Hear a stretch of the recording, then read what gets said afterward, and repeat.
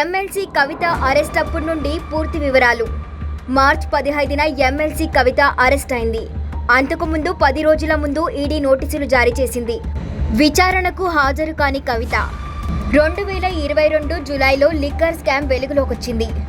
దాదాపు 5 నెలల తర్వాత మొదటిసారిగా కవితను విచారించిన సిబిఐ 2022 డిసెంబర్ 11న కవిత ఇంట్లోనే విచారించిన సిబిఐ. లిక్కర్ స్కామ్లో సిఆర్పిసి 160 కింద 7 గంటల పాటు వాగ్మూలం నమోదు చేసిన సిబిఐ 2023 మార్చి 11న మొట్టమొదటిసారిగా ఈడీ విచారణకు హాజరైన కవిత. ఆ తర్వాత 16, 20, 21న ఢిల్లీలో కవితను విచారించిన ఈడీ.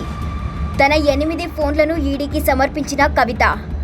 ఈడీ సిబిఐ దాఖలు చేసిన ఛార్జ్షీట్లో కవిత పేరు ప్రస్తావన. Prevention of money laundering act 50 కింద స్టేట్మెంట్ రికార్డు చేసిన ఈడీ.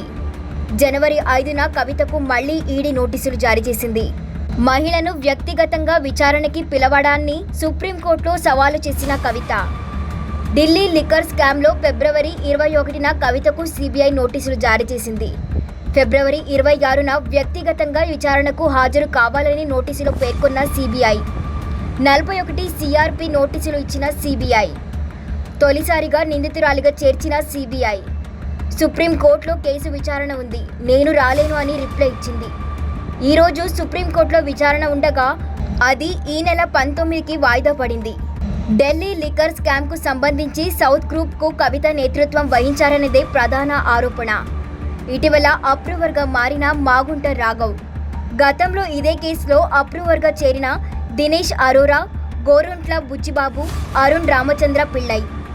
ఇదే కేసులో Delhi deputy CM Manish Sisodia arrest అయ్యి జైల్లో ఉన్నారు. ఆ తర్వాత బెయిల్పై విడుదలయ్యారు.